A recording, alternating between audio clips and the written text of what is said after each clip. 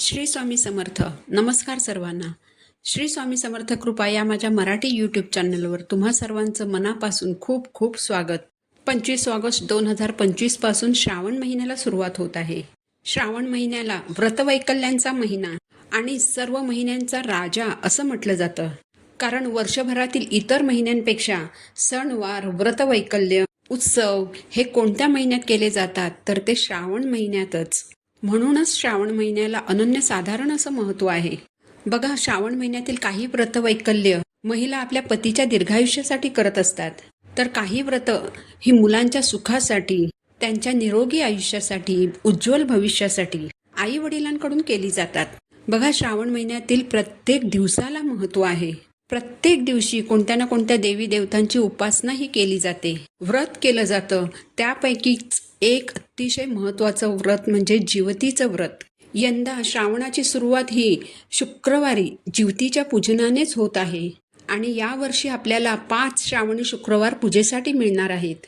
तर हे जिवतीचं व्रत कसं करावं, कधी करावं, या व्रताचं महत्त्व आणि हे व्रत कुणासाठी करावं, ही सर्व माहिती मी तुम्हाला आज या व्हिडिओमध्ये सांगणार आहे. श्रावण महिना म्हणजे सणांचा आणि उत्सवांचा महिना. श्रावणातील प्रत्येक दिवशी कोणता ना कोणता सण हा असतोच.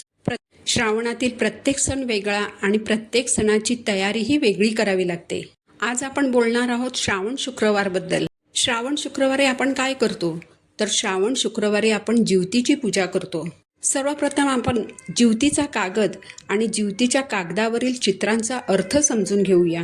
जिवतीची पूजा आपण आपल्या मुलाबाळांच्या रक्षणासाठी, भरपूर निरोगी आयुष्यासाठी आणि मुलाबाळांना भरपूर सौख्य मिळावे हाच श्रावणी शुक्रवार करण्यामागचा हेतू असतो. जिवती मातेची प्रतिमेच्या रूपात पूजा केली जाते. यासाठी जिवतीची प्रतिमा असलेला कागद आपल्याला आणायचा आहे. जिथे देवांचं सगळं सामान मिळतं त्या दुकानात जिवतीचा हा कागद सहज मिळून जाईल. हा कागद खूपच पातळ असतो, म्हणून जेव्हा तुम्ही हा कागद आणाल तेव्हा लगेचच एखाद्या पुट्ट्यावर हा कागद चिकटवा, म्हणजे हा कागद संपूर्ण श्रावण महिनाभर चांगला राहील.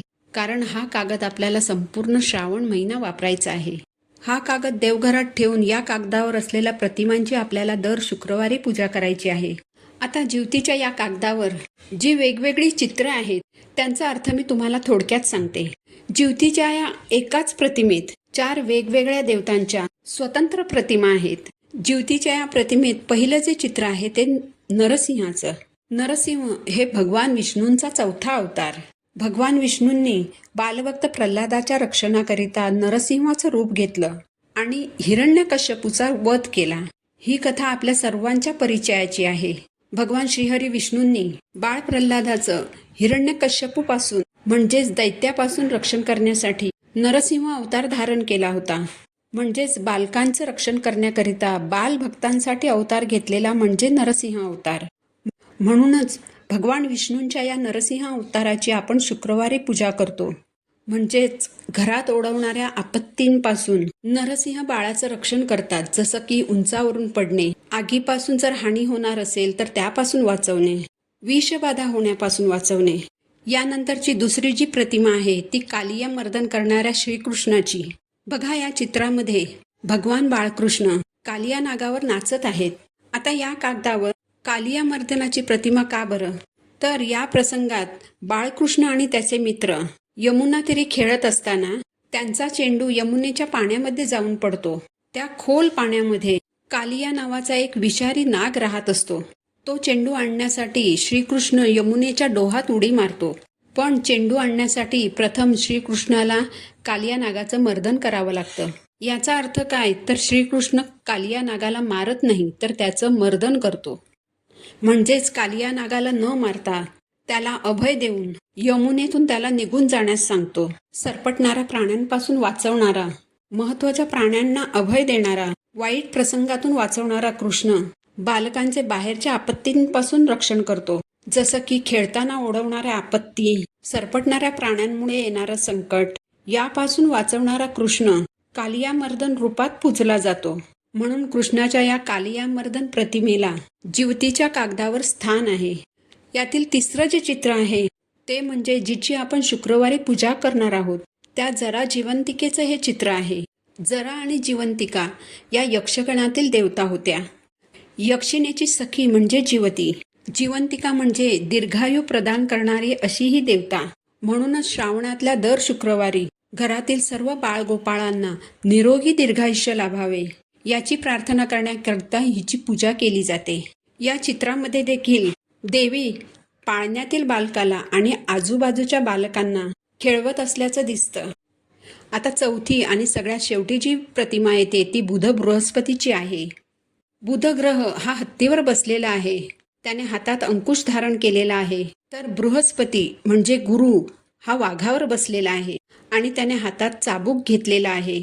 बुधाच्या प्रभावामुळे मनुष्याला आकर्षक व्यक्तिमत्व, अलौकिक बुद्धिमत्ता, वाक्पटुत्व हे गुण प्राप्त होतात. बृहस्पतीच्या प्रभावामुळे जातकाची आध्यात्मिक उन्नती होते, शैक्षणिक प्रगती होते, विवेकबुद्धी जागृत होते.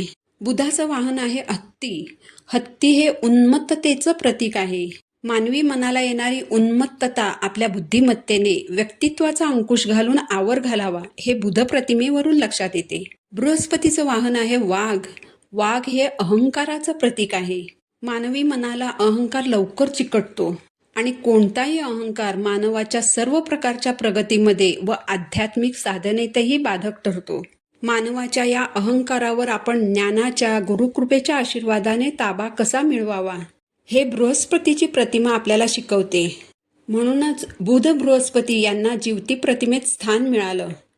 एकूणच या कागदावरील प्रतिमांचा क्रम जर तुम्ही लक्षात घेतला तर तुमच्या लक्षात येईल की प्रथम घरातील आणि घराबाहेरील संकटांपासून रक्षण करणारी रक्षक देवता, नंतर जन्मलेल्या बालकांचे रक्षण करणारी व दीर्घायुष्य प्रदान करणारी देवता आणि नंतर व्यक्तिमत्व प्रभावित करणारे ग्रहदेवता, असा हा जिवती प्रतिमेचा क्रम.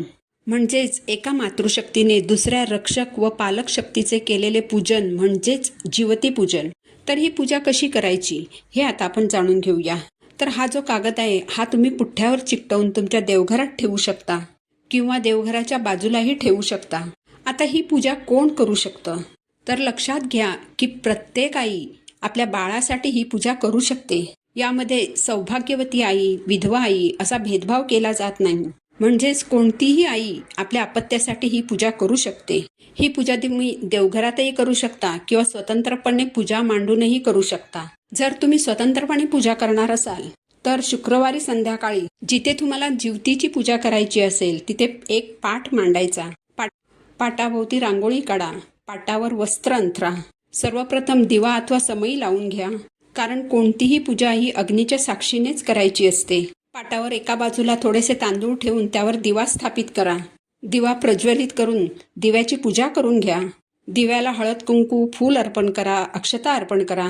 यानंतर सगळ्यात पहिलं गणपती पूजन करून घ्या, कारण गणपती बाप्पा हे प्रथम पूजनीय आहेत. पाटावर थोडेसे तांदूळ ठेवून त्यावर गणपती बाप्पांची मूर्ती स्थापित करा.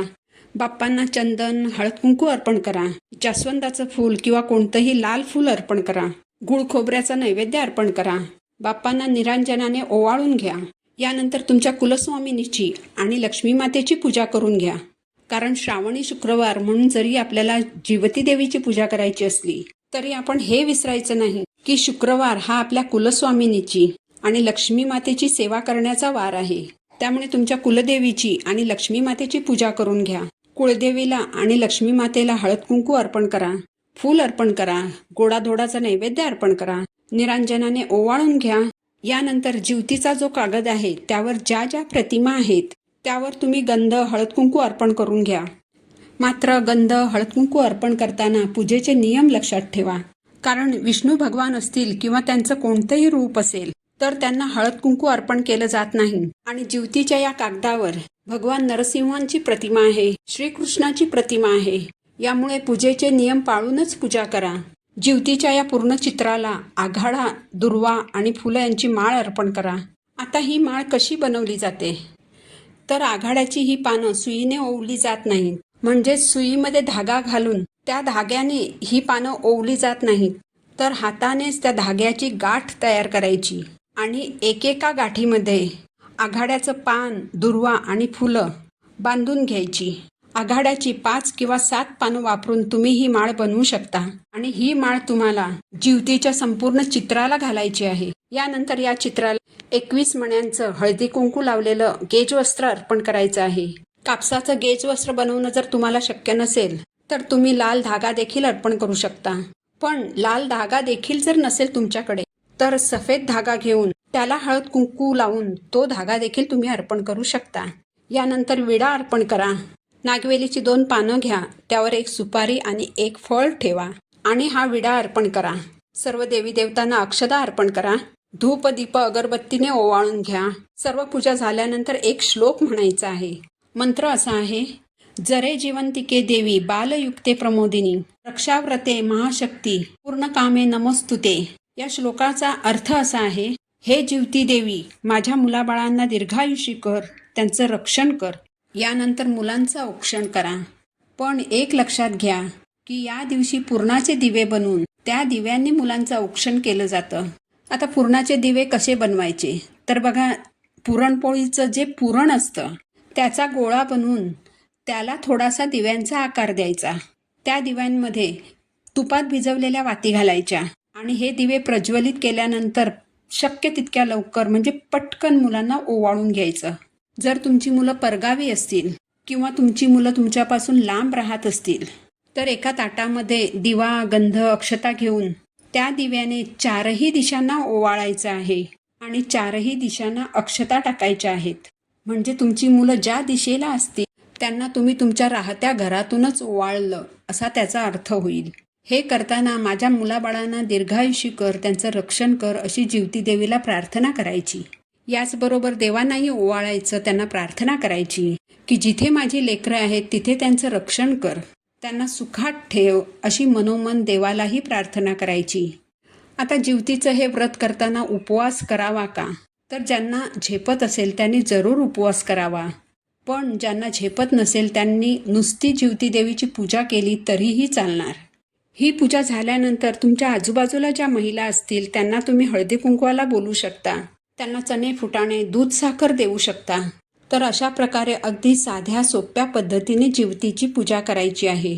आपल्या मुलाबाळांना सुख लाभावं, निरोगी दीर्घायुष्य लाभावं, त्यांचं भविष्य उज्ज्वल व्हावं यासाठी आपल्याला ही पूजा करायची आहे. ज्यांना इच्छा आहे त्यांनी श्रावणी शुक्रवारी हे व्रत जरूर करा. श्री स्वामी समर्थ.